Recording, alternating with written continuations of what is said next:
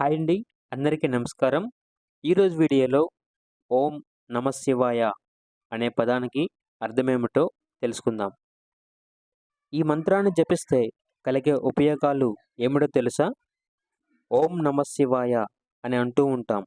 వాస్తవానికి ఓం నమఃశివాయ అనే మంత్రంలో ఉన్న 5 అక్షరాలు ఉన్నాయి. మంత్రం స్మరించుకుంటూ ఉంటే అద్భుతమైన ఫలితాలు, మార్పులు చూడవచ్చుగా మరి.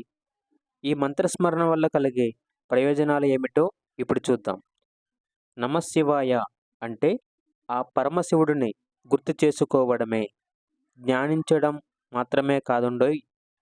ఆదిదేవుని అనుగ్రహం పొంది సర్వ పాపాలు హరించుకుపోతాయని పురాణాలు చెబుతున్నాయి.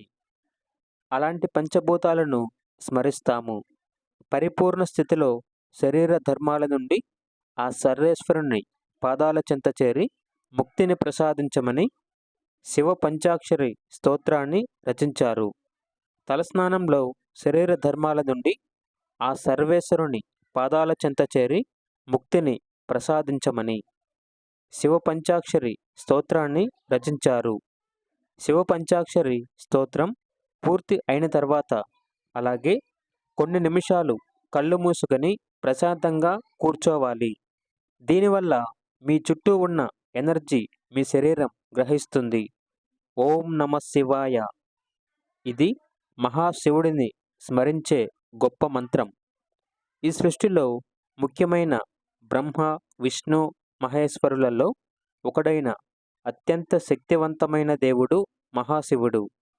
ఓం నమఃశివాయ అనే మంత్రం హిందువులకు చాలా ముఖ్యమైనది. శివభక్తులు ఎప్పుడూ ఆ పరమేశ్వరుడిని ఓం నమఃశివాయ మంత్రం ద్వారా స్మరిస్తూ ఉంటారు. ఈ గొప్ప మంత్రాన్ని స్మరించడం వల్ల శారీరక, మానసిక సమస్యల నుండి ఉపశమనం కలిగిస్తుందని ఆధ్యాత్మికవేత్తలు సూచిస్తున్నారు. ఈ మంత్రాన్ని జపించడం వల్ల ప్రశాంతత, మానసిక సంతోషం కలుగుతుంది. అద్భుతమైన ఫలితాలు, మార్పులు చూడవచ్చు. యజుర్వేదం ప్రకారం ఈ మంత్రాన్ని శ్రీ రుద్ర చమకం పూజలో ప్రస్తావించారు. ఓం నమఃశివాయ అనే మంత్రాన్ని భక్తి శ్రద్ధలతో స్మరించడం వల్ల మనసు ప్రశాంతంగా, నిర్మలంగా ఉంటుంది.